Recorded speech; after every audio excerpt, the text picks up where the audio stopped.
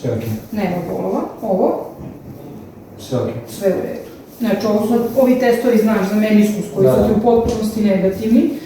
Evo, kad uporedimo, ništa ne provocirano, znaš, znači, negativni su potpuno ovi testovi, mekmari iza prednje i za zadnje rogove oba meniskusa, i sada mu je pokretljivost dobra.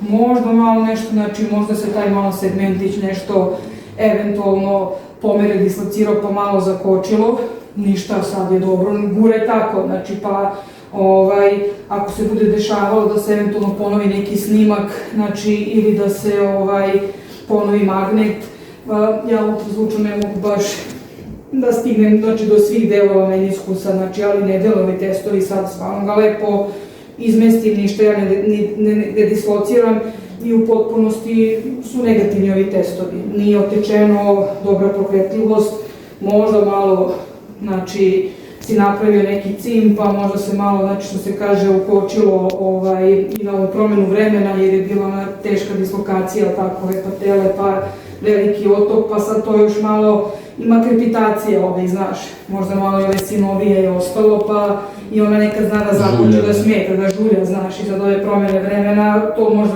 bukne malo više, pa da ti da takvu tegobu, ali ne deluje da je bilo šta strašno, znači, pa ćemo vidjeti, mislim, ako bude smetalo nešto hroničnije, idemo na sledeći neki stepenik.